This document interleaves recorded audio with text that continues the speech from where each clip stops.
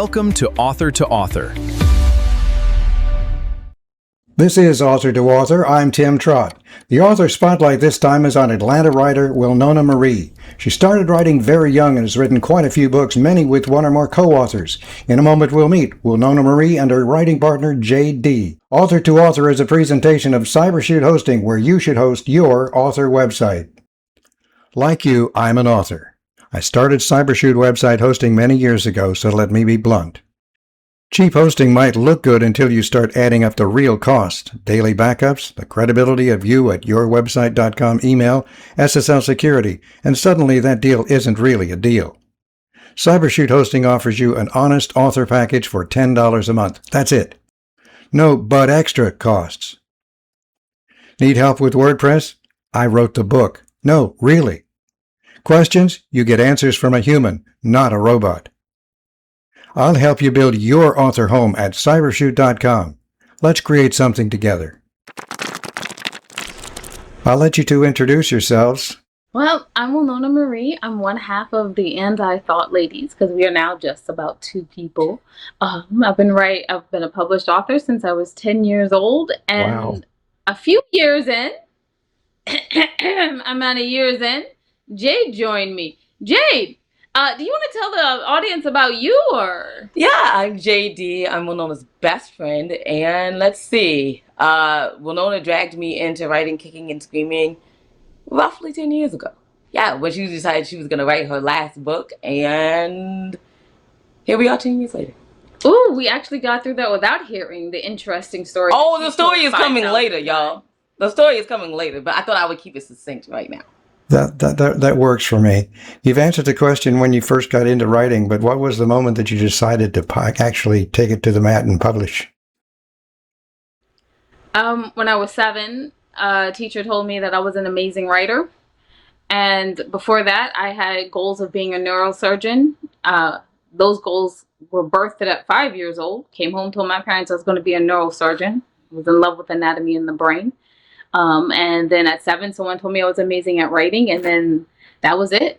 I was like, I'm going to get published. What was your first published book, and was it in one of the genres that you work in now, or was it something totally different?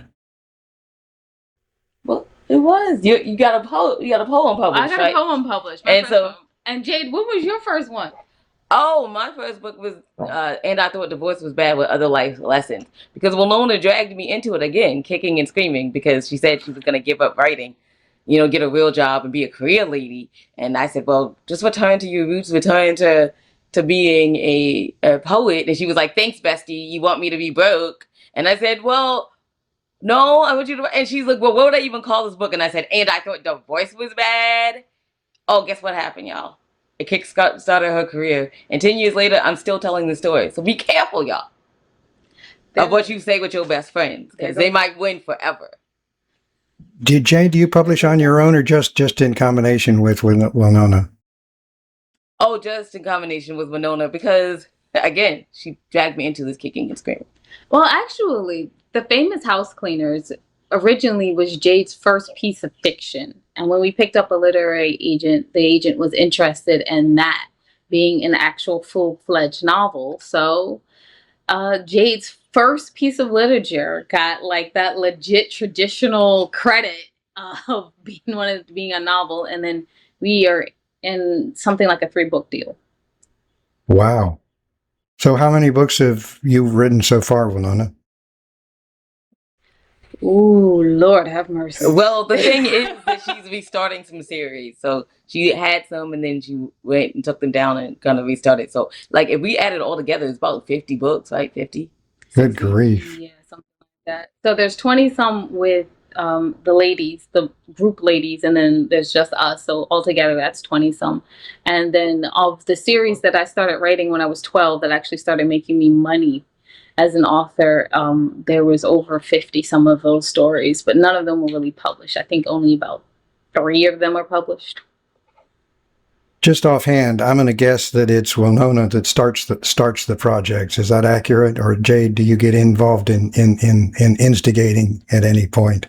Well, I think it is Wilnona. She comes up with some points, but also We talk a lot. She's my best friend, right? And so I want to say that sometimes like she'll have an idea and we'll like workshop it back. But the famous house cleaners was actually my idea, and then the literary agent wanted it to be a mystery, and I said, well, then I'll make it a cozy mystery, which was completely out of all of our genres. And so yeah, the famous house cleaners is like us.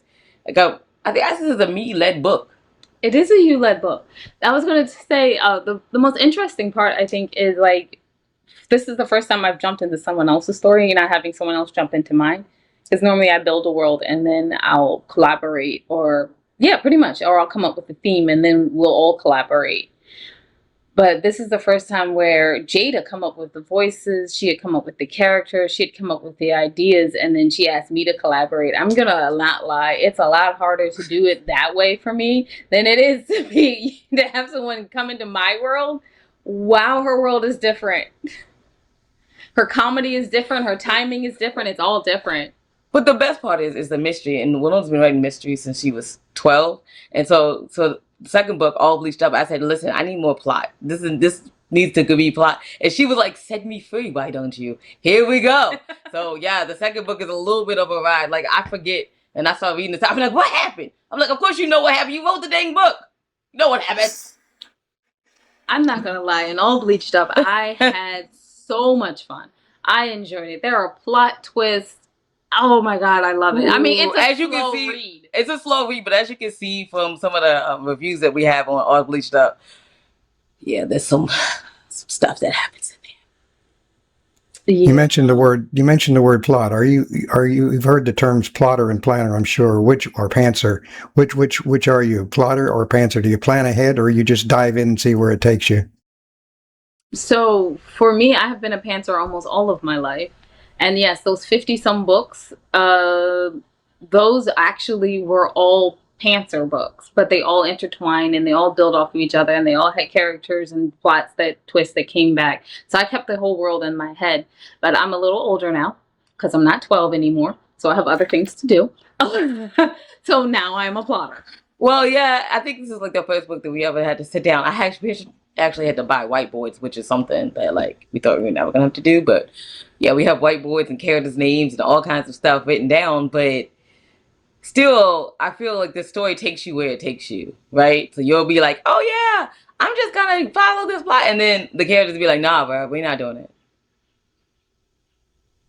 How long does it usually take you from first draft to a published book? Do you work on just one at a time? I imagine you can't really work on more than one at a time, but there's probably several projects at several stages along the way. But how long does the total process take? Is it we're talking weeks, months, years, what? So at least 6 weeks. The Famous House Cleaners was rewritten and expanded to twice its size in 6 weeks, edited and everything. The Famous House Cleaners 2 took 12 weeks. Famous House Cleaners 3 is halfway done.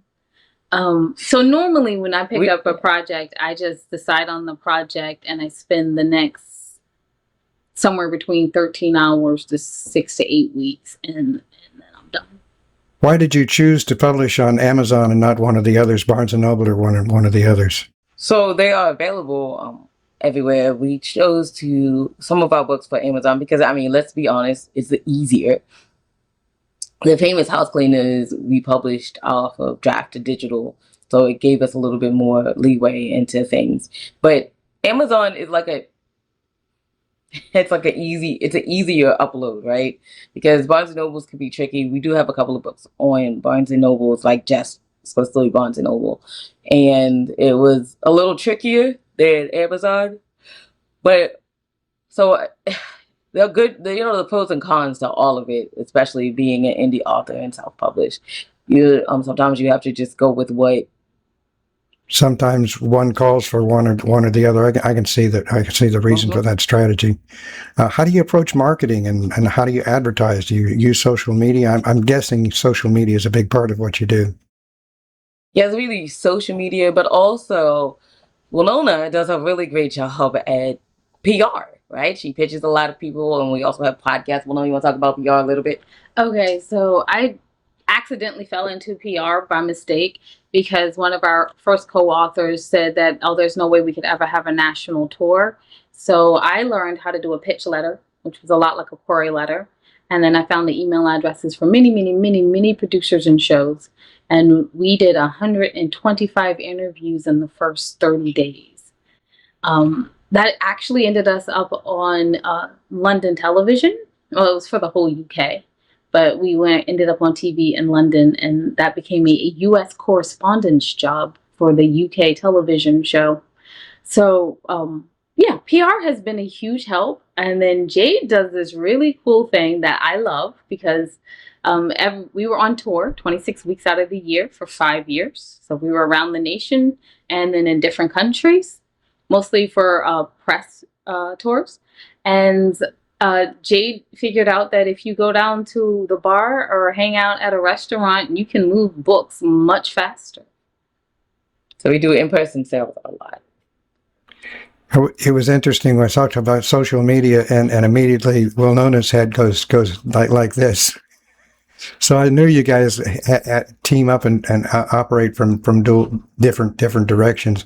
What feedback from readers has surprised you most or stuck with you through the process?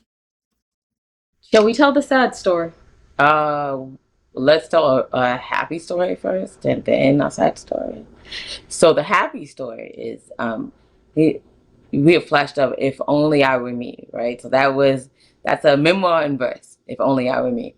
Because all of our fans were telling us, "Oh, you're so great, and we love your books. Y'all are such great people," and just like all these accolades and all this stuff, and we were not actually that fabulous, Like if only I were me was written for like us actually discovering that maybe we are these people that people think we are. Like we've earned these accolades, we've done the work, we've done this, and that is what has helped us. That helped us, I think, get rid of imposter syndrome. Although Wilnona doesn't normally have imposter syndrome, she just be like, yes, I was born to be amazing. But some of us, they were like, I was going to sit at home with my cat. Well, I have to say, during the time of If Only I Were Me, I was having a little imposter syndrome, mostly because Jade kept getting recognized everywhere. And I was not. People literally would like pass drinks across me and be like, "Where's Wilnona?" Oh, that was and hilarious. While Jade signed autographs. That was hilarious. And then I'd be like, "She's right here. Ooh, she looks different." And I don't know how to feel about that. Like, yeah. I'm trying real hard not to be like, "Come on, y'all." Much more I think that people think we're taller than we are, and we're really short people. We are. We're very short. He did ask about reader feedback. Oh, so yeah. I am gonna tell one funny story and then one sad. No, we already told the funny story. It's the sad story now. We told people, and we can tell another funny story to bring up the mood. Bring the mood up, right? Yes. So our first book that was a hit, and I thought divorce was bad. It was about emotional abuse, and sometimes we would do poetry readings and things, and people would come to us. Actually, no, this person came to us in a hotel, and she just wanted to let us know that she wished the book was around when her mom was alive, because she probably might have still been alive today. She had seen her mother get beat to death by her significant other, and she was just like, if she could just have maybe read some of the poetry, she might have been able to understand what kind of relationship she was in. We have a habit. That was like one of those saddest ones when she was talking about. She was like a child, and she can starkly remember the ambulance and the police coming and her mom being pulled out on a stretcher with a white sheet over her. Wow. And so she was very, very happy that we wrote, but very happy that we address like emotional abuse and what that can look like. And she was, because it's something that people don't tell you about, or they just say, well, if he's not hitting you, or your significant other isn't hitting you, then it's not really a thing. But it is, and it normally starts with emotional, and then financial, and then physical. On the other hand, we did have a person that read the books and she recognized she was in an abusive relationship and she left. Yes. And now she's the head of a multi-million-dollar corporation. She's like, I would have never found my own confidence and ability to do something like that if I hadn't read your books. Now, the funny story. So recently, someone read The Famous House Cleaners, and they were just talking about how Big Bertha is truly a thing because they remember the Kirby vacuum. You know, the 1960s Kirby vacuum that your grandmama had, and it was like the worst thing. Oh, and they said how spectacularly these girls cannot clean. Yeah. What has been your biggest challenge as a self-published author on Amazon? I think it's what everybody deals with, right? Is being seen, is getting your name out there, right? Because nobody knows who you are. And to trust your book, why should I? And actually, let's be honest, why should I care? So, to convince people, but to get that visibility, we do a lot of interviews, but also we do a lot of in-person events. We do craft shows, we do things to get us out in different places so people can start to have a little bit of brand recognition. So what we're aiming to be is the RC of cola. Not Coke or cola, but RC. Do you do personal appearances at bookstores? Do you find it easy to get bookstores to feature you, or you do other events? What's your mode? Well, we do a lot of other events. I actually love festivals, y'all, because I like music. I like music, and they serve really good drinks there. So I do a lot of vending tins there, like a lot of vendor interactions. I like to go to like the craft shows. Actually, let me just be honest. I like to go to like the beer and bourbon shows. That's where I get my tables a lot. And barbecue places. Like if there's going to be a barbecue show, I'm trying to absolutely have a spot there as a vendor is to get my books out in the world because I'm trying to eat barbecue and drink a beer. So it kind of works well for us because on brand, we do have a cocktail recipe poetry book. So instead of having chapters, we have cocktail recipes. And so it works well for us to be at the the barbecue, bourbon, and beer festivals or the tequila and taco festivals because we have, recipes for all of them.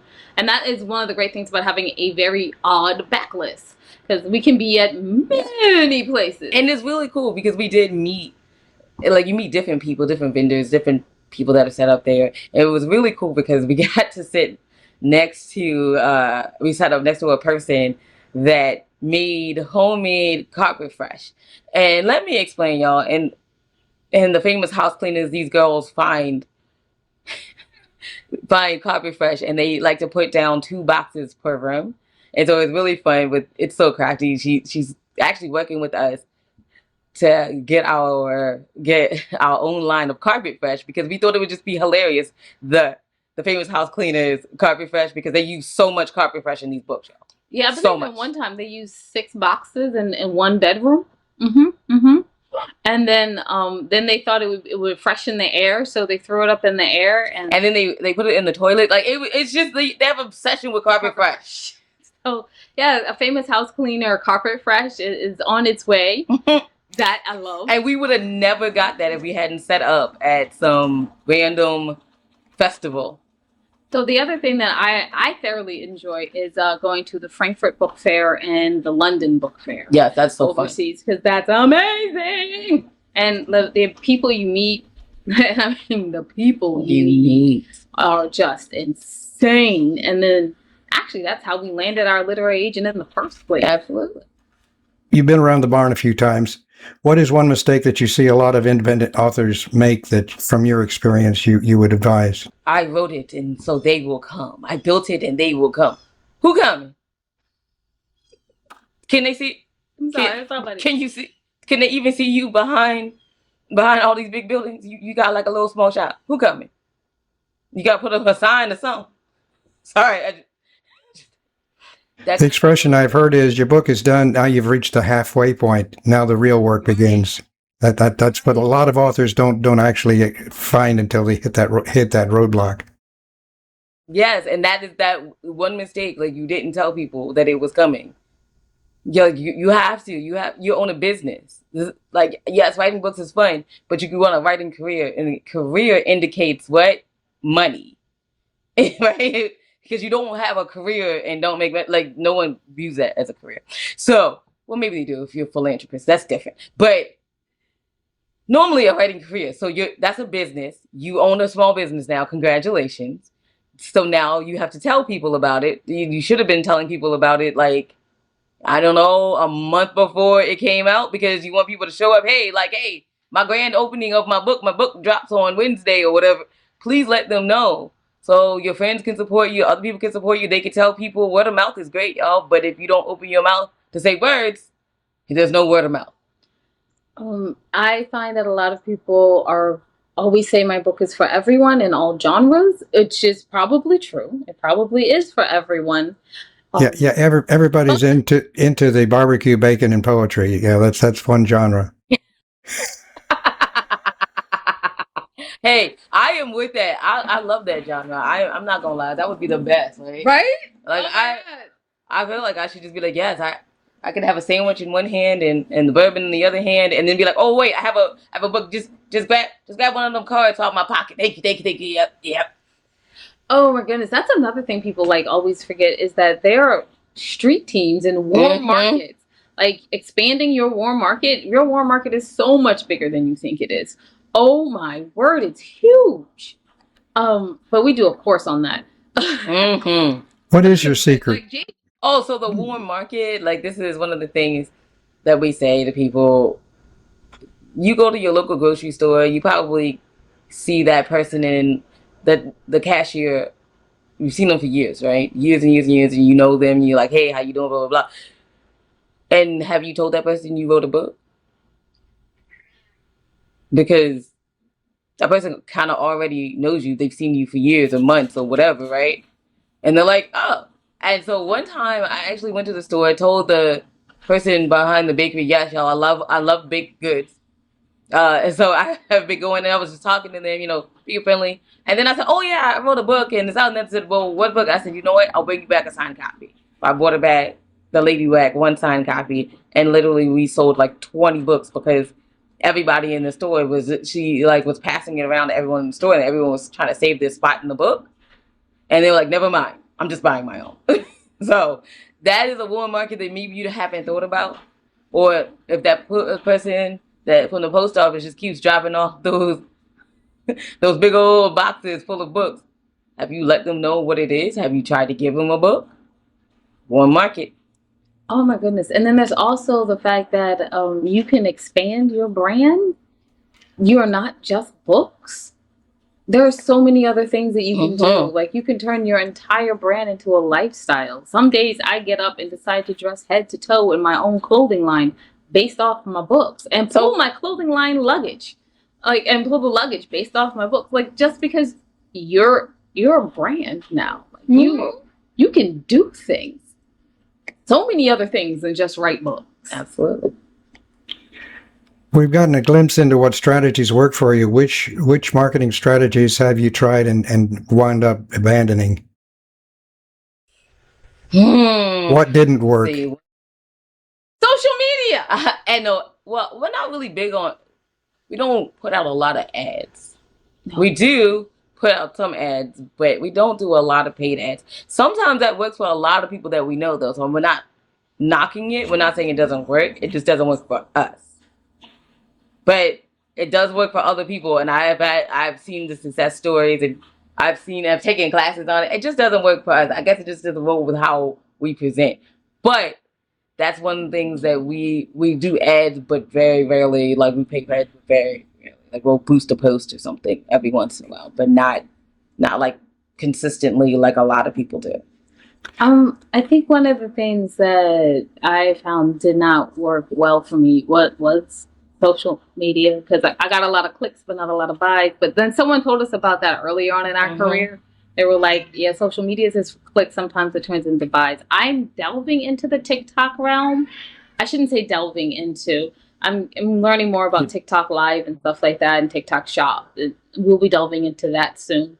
But for right now, I'm just kind of like studying and getting ourselves ready to delve into there. There was something else I was going to say, but my brain has lost all thought. So we're good. Yeah. I've noticed that you talked about a podcast, but when I went to follow the link, it's actually on Facebook. So you're not totally opposed to social media. You're actually using it for your podcast. No, we're not. We're not totally opposed to social media. What we're saying is in a way of transferring to sales, right? Like interviews are great, and we put them up, and then all the authors get sales, and people get sales, which we're very excited about. For us, just posting like, "Hey, we have a book," and doesn't normally work for us. But we podcasting and other things like that. But there's actually people that post and boost their post, and they get so many sales. So we might just be doing it wrong. Y'all may not have taken the right class yet. So true.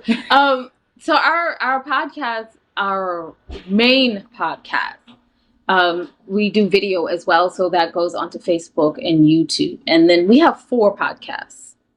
So there's the And I Thought, there's Meet Hollywood Mondays, Writer's Class, and the Ladies' Tale. And the Ladies' Tale one is an interesting one, but now it's more interviews than it was because it was a radio show of a script that we wrote, and it was proof of concept for Hollywood. And then we were like, ooh, we need to do research. So we started interviewing people in Hollywood. Yeah, that was really fun. That's fun. That's really fun.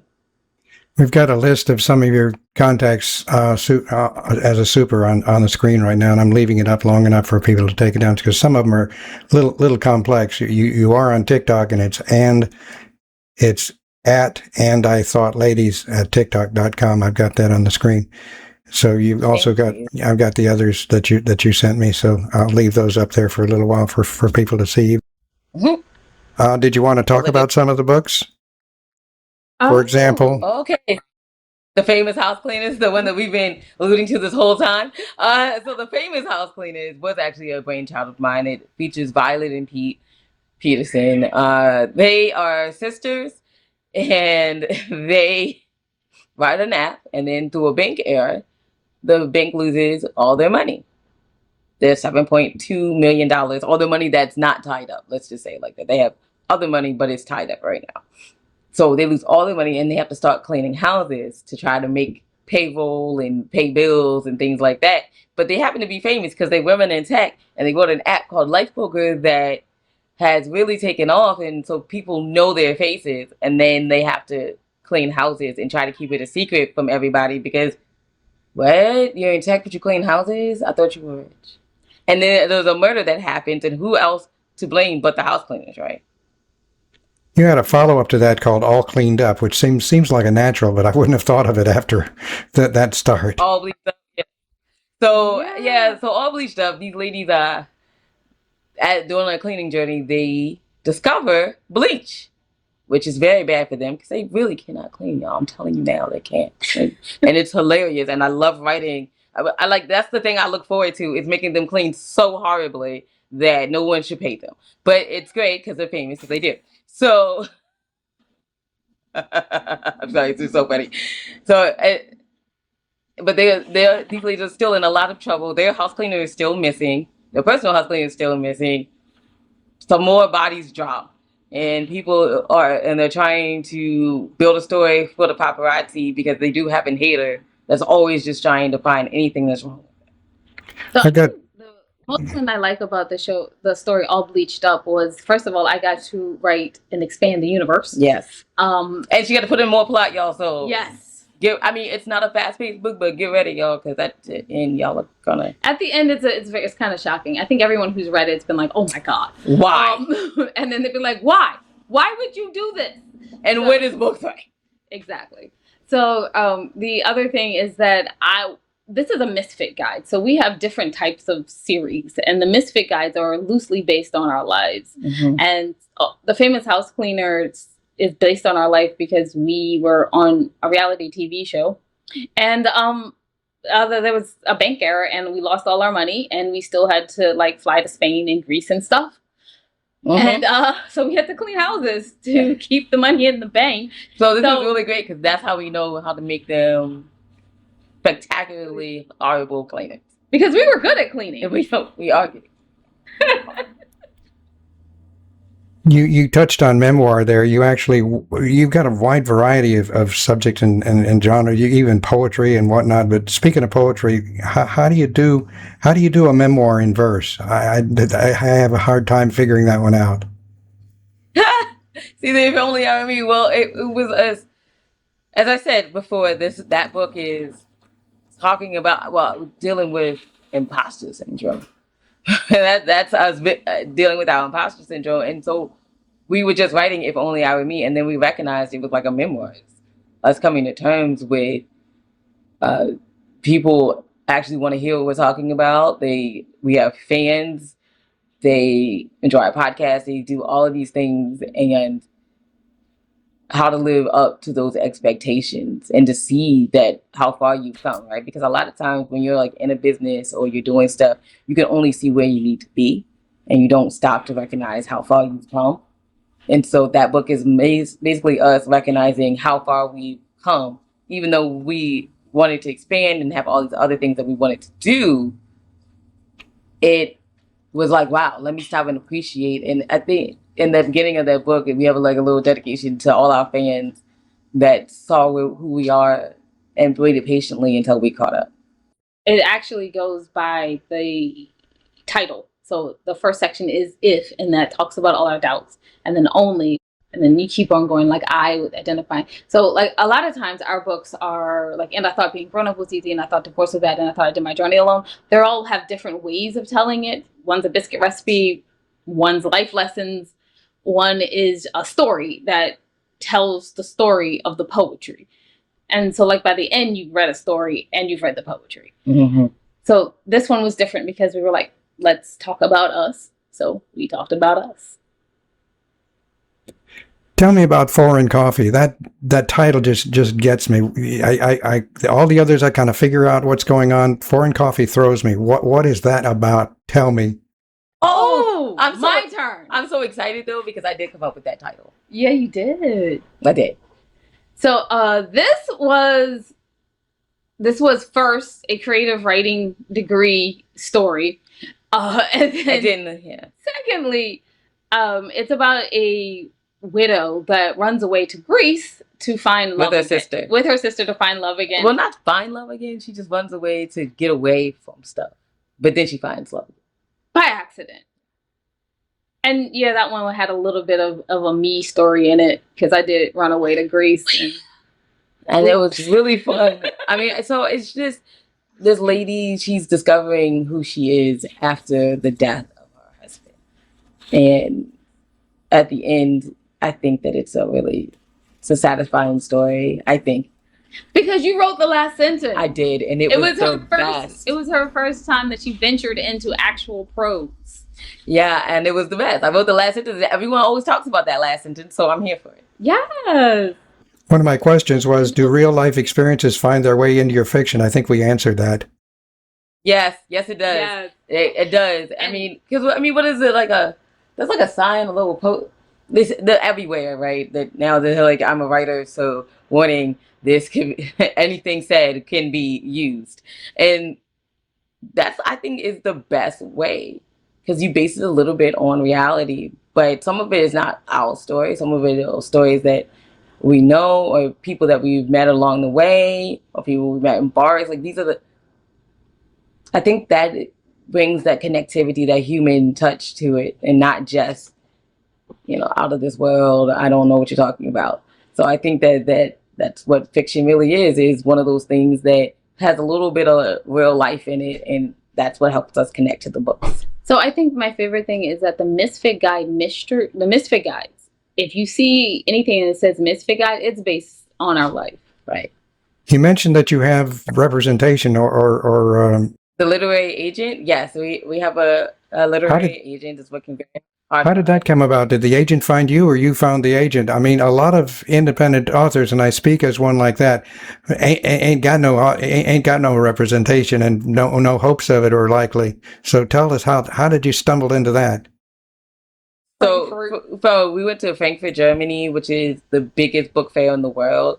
The Buchmies is the biggest book fair in the world. And this is actually where we met our literary agent. And no, she was not our literary at first. So we went back. We've been going for years now, and eventually she said, "You know what? Your ladies have expanded your catalog. You show up at the Bouge Mies. You work really hard. I've been observing you for these years, and yeah, I definitely want you on my roster. Maybe you don't have the sales that we want, like we don't have like like the online sales or whatever that they wanted, but we do a lot of in-person sales." And she was like, "But I know how hard you ladies work, and I've seen you ladies work a crowd, be there, show up, consistency. So yeah, I'm gonna represent you." So a lot of times that's why we encourage people to, yeah, it might be a lot of money, but I'm saying get a booth with friends, do what you can, and try to go to one of these larger book fairs, which is like the Bouge Mies, Frankfurt, or London. And yeah, I know it takes an investment, but I don't think we would have got a literary agent any other way.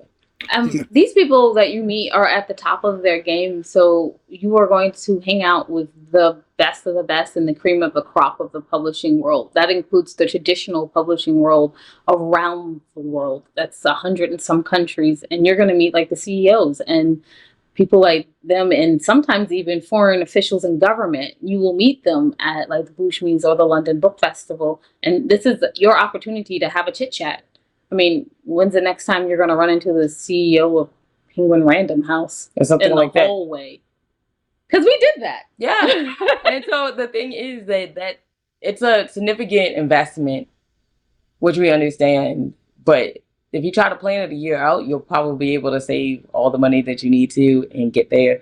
And I mean, if you're already going to Europe, you might as well have a good time. Right? Oh, take a couple more goodness, days, hang out, go to Paris, do something fun. Thank you very much, the two of you, for being with us on Author to Author. Thank you for being here. Please share this video with your friends on social media. Be sure to click the like and subscribe buttons and click the bell so you'll know when to join us for the next chapter of Author to Author.